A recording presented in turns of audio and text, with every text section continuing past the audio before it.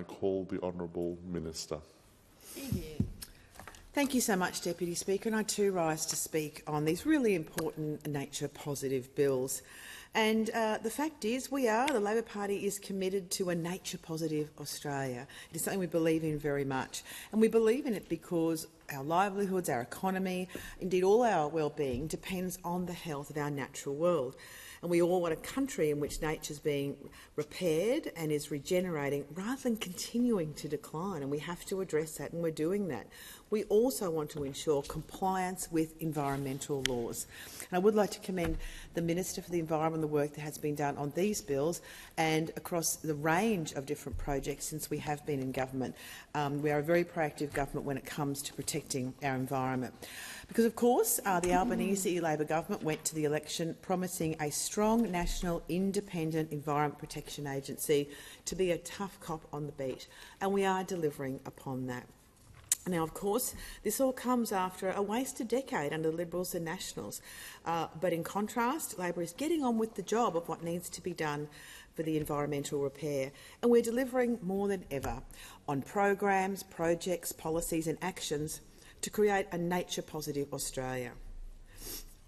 In fact, no government has done more for the environment and acting on climate change than the Albanese Labor government, and we are absolutely committed to acting on climate change, and we've shown that through our very decisive actions in terms of our transition to renewables and the vast amount of projects and investment that we've made in that area. Now, Labor wants to see our precious natural landscapes repaired instead of the continuing decline that we've seen under those opposite after a wasted decade of really environmental vandalism. And, Deputy Speaker, when we turn to these bills, what they'll deliver is stronger environmental powers, faster environmental approvals and more environment information and transparency.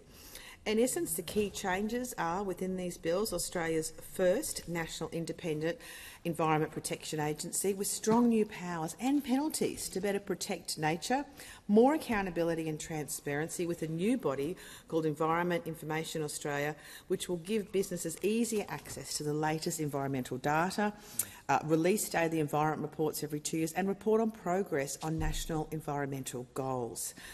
We will, of course, keep continuing working to fully deliver the third stage of environmental law reform. We'll do this by constant consultation closely with environmental groups, with businesses, with states and territories and others on further updates when it comes to environmental laws as outlined in our Nature Positive Plan. So it's very clear the depth of our commitment. Now this parliament has the opportunity. So the choices before the parliament are very clear. Do you want an independent Environment Protection Agency or not? Well, we do. We know it's important. Do you want better data to inform environmental decisions? Well, Labor believes that we do. And do you want tougher penalties for those breaking environmental laws? We do. Labor wants to see that. And what a really important question for this House to look at is, do you want Australia to be the first jurisdiction in the world to enshrine a definition of nature positive in legislation or not? Well, Labor does, and that's why we have these bills here. Now, our new EPA, the Environment Protection Australia, along with Environment Information Australia, will ensure compliance with environmental laws, and it will improve so many processes as well, and it will integrate environmental data collection so there's consistent and reliable information on the state of the environment across the country, to inform decision-making and track our progress against our goals, like protecting 30% of our land and oceans by 2030. Now, I think there's consistent agreement that the current regulatory system doesn't work. We know that it is not working at all. So, under Labor, we're fixing our laws and we'll make sure they improve nature, protect our unique native plants and animals and prevent extinctions. And that is what Australians expect of us. It's what they voted for. It's what we are, in fact, delivering on. Now, last year, we passed legislation to establish the world's first nature repair market. We also increased the reach of our environmental laws, so the Minister for the Environment must assess all unconventional gas projects, including shale gas, which trigger our environmental laws. And we're now moving quickly to establish the Environment Protection Agency and the Environment Information Australia. They're really crucial elements of our plans to create the Nature Positive Australia, and we want to get them in place as soon as possible so they can begin their really important work. And as I said, EPA is an important part of delivering the government's nature positive plan. Passing this legislation will mean we can get on with the actual work of setting up the new EPA before they're being asked to administer new environmental laws. And it's a smoother transition of responsibilities from the department to the agency. And we're doing all of this to better protect nature. And we will have a truly national environmental regulator that we can all be incredibly proud of and responsible for a wide range of activities under Australia's environmental laws, including in relation to recycling and waste exports, hazardous waste, wildlife trade, sea dumping, ozone protection, underwater cultural heritage and air quality. And we are investing in our people, our planning and our systems, and to speed up development decisions. So essentially to deliver quicker yeses and, when necessary, quicker noes, but to have that much faster process in place. And the fact is the EPA will be a tough cop on the beat, enforcing our laws through new monitoring, compliance and really important enforcement powers.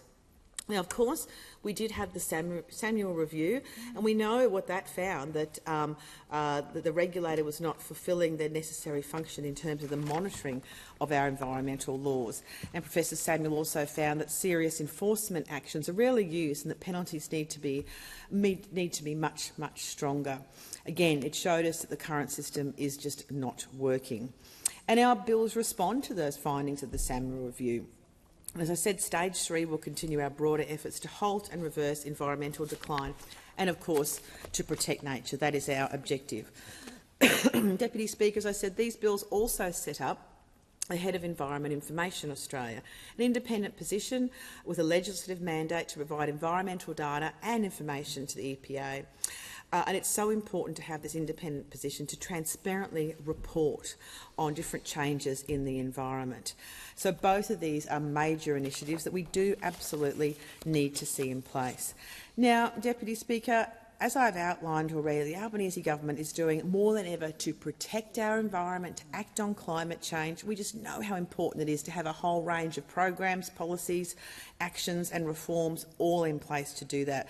We do that because we are a party that's committed to preserving the environment. We believe in climate change and we act responsibly. That is the essence of all that we do when it comes to protecting our environment. This is an issue that I know many people in my area, Northern New South Wales, feel strongly about, indeed right throughout the country as well, and one that we have consistently raised here and indeed at many, many elections. Now, we don't deny the science as those opposite often do, or stand in the way of sensible progress like the extreme Greens political party always do.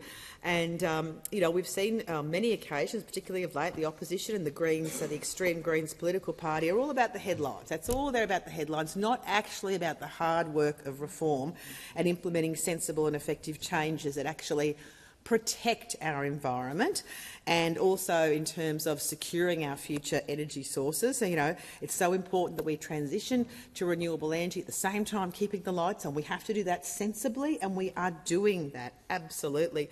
But particularly we see the opposition and the extreme Greens just chasing those headlines. I mean, even last week it was quite hard to believe, in fact, Deputy Speaker, in the Senate we saw the Greens teaming up with One Nation to try and delay the Senate inquiry in relation to setting up the first National Environment Protection Agency. So there you've got the Greens with One Nation trying to delay it when it comes to trying to delay protecting our environment. And as the member for Blair pointed out, and the member for Cunningham, when members of the extreme Greens spoke, including the leader and the member for Brisbane and Griffith, they didn't actually address anything in the bill at all. They just spread a lot of misinformation, as they often do. And in fact, they referred to a recent approval claiming that there was no protection for koala habitat, whereas in actual fact, as the minister said here in question time, that there were very strict conditions. There were no koala breeding or foraging habitat that can be cleared in relation to that. So we constantly see the misinformation from the Greens political party. They claim they want to conserve forests, but wasn't that long ago that we actually had a Green senator who was proposing to bulldoze koala habitat to build 3 luxury investment properties? Yeah, outrageous, and people still are outrageous. We often do see that hypocrisy from the party of protest, from the extreme Greens. We see it on the environment. We see it again and again with housing. How many times we've spoken here, they'll block every initiative when it comes to housing that they can. It is absolutely unbelievable, and it's certainly an issue that people raise with me locally about how extreme the Greens are and holding up any good reforms that are in place. But of course, we also see the Liberals and Nationals, and we look at their record. And when we were first elected into government, when the Albanese Labor government was elected, the minister released the official five-yearly report card on the Australian environment, the State of the Environment report. Of course, it had been previously hidden by the previous Liberal National government, and it was just horrific, a catalogue of horrors, and it shows how much damage a decade that the opposition did in terms of their neglect when it comes to the environment. The report told us that Australia's environment was in a very bad shape and getting worse. And it's quite staggering when we actually look at some of the details of what it found. It found that Australia has lost more mammal species to extinction than any other continent, that for the first time Australia has more foreign plant species than native. It found habitat the size of Tasmania has been cleared. It found that plastics are choking our ocean, up to 80,000 pieces of plastics per square kilometre, and it's found that flows in most Murray-Darling rivers had reached record low levels. And that is fairly confronting when you look through lists like that, when we see the absolute neglect by the previous government when it came to the environment right across the board. So there was a lot of work for us to do in terms of that decade of neglect. And with a lot of the initiatives that we've brought forward, we have seen, and we certainly hear from many people who are very pleased that we are in government and we are taking that decisive action.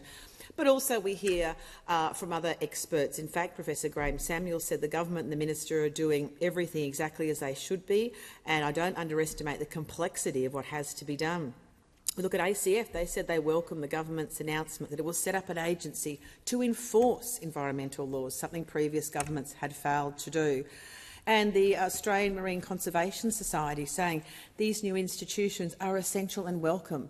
These groups know how important it is to be proactive when it comes to protecting our environment. And in fact, the Business Council of Australia saying the government is taking the right step because business needs certainty as well. Vitally important. Urban Development Institute of Australia, the minister is doing the right thing. And National Farmers Federation too. Our members have said for years the current Act is broken. It's hard to engage with producers who won't do the right thing, and in some instances it's preventing the best practice management of the landscape. Well, that is exactly what we're addressing, all of those concerns right across the board by the establishment of these particular agencies. We know that it is absolutely the right thing to do, and that's because we understand on this side of the House how important it is to addressing all the complexities when it comes to protecting our environment, whether it's about addressing climate change through our really decisive action and also really making sure that we enhance that environmental protection and also, of course, in examining the economic and business realities as well. And I know that the minister and many of us on this side have been working with many different groups in our communities and hearing firsthand. We have for years about the action that needs to be taken. And we have done a lot too, particularly in establishing the Net Zero Economy Agency to have a focus on economic opportunities for the regions, which is important, and our National Electric Vehicle strategy as well. We've also rolling out the 400 community batteries across the country. Really important to have that in place too. But the fact is these bills that we're looking at today, the three nature-positive bills, represent a really groundbreaking step towards the commitment to preserving our incredible landscapes and our what is, as we all know, our very unique biodiversity and very rich ecosystems that we are so fortunate to have in this country. But it takes time and it takes commitment and it takes investment and it takes a long-term vision as well to make sure this is in place. That's why we have had so many ongoing stages when it comes to the reform to make sure it's all in place. And it really is a new era of environmental conservation, and it really does recognise the urgent need to act, and also longer term as well, to ensure all those challenges are met, particularly when it comes to addressing climate change. And it has a lot of work that has to be done because we've had so much environmental degradation under the previous government. That's why there is an urgency about starting all of this. But we, those of us on the Labor side and those of us in the Albanese Labor government, are very proud to be taking this decisive action. We went to the election and put it to the Australian people, and they elected us to take action on a number of fronts, and one of those was absolutely taking action on climate change and absolutely addressing the needs in our environment, and that's exactly what we're doing, and very proud to be doing so, Deputy Speaker, and I commend all these bills to the House.